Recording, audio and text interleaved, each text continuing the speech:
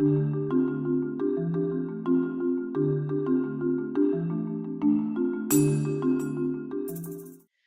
my name is Teresa Fair-Field, and I'm an occupational therapist working with children with sensory processing differences.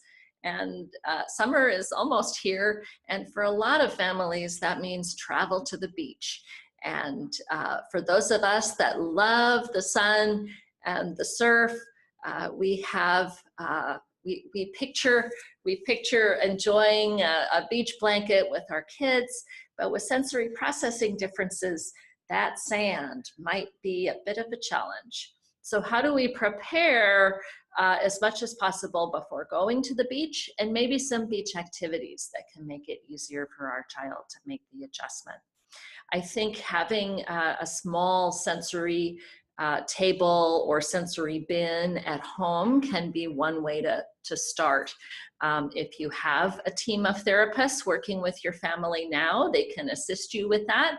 There's lots of resources online as well in terms of starting a sensory bin, but having some dry sand could be helpful if you are getting ready for beach practice. Some sensory bins use something called moon sand, which is kind of a almost gelatinous sand, and that's going to be different enough than beach sand that it may not be the same sensory experience. It might be a good place to start, but beach sand tends to be a bit more dry, and some children have difficulty with that sensation.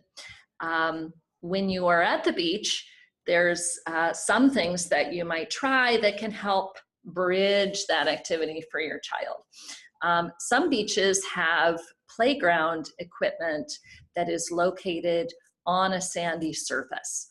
So that's one way to kind of bridge comfort with discomfort.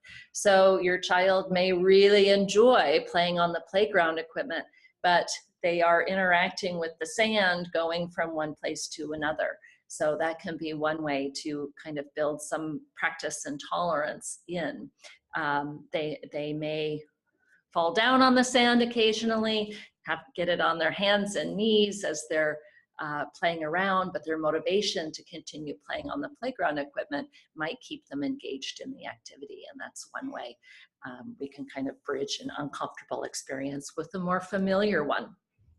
Another is to practice in the hard sand. And hard sand is a little more compacted. And so that's a very different experience than dry sand. And so digging, shoveling may be acceptable to your child, whereas dry sand is not. So thinking about setting up on a packed sand area versus a dry sand area could make a giant difference in your child's tolerance. Thinking about the most difficult part of being at the beach, though, is getting in the water and then getting dry sand on.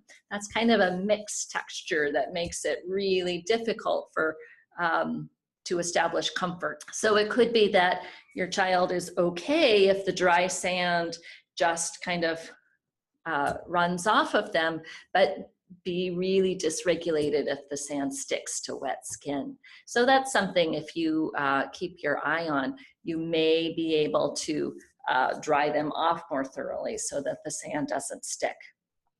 I would certainly encourage anybody to give it a try if it's something your family enjoys, and maybe over time it can reduce the sensitivity for your child. Thank you.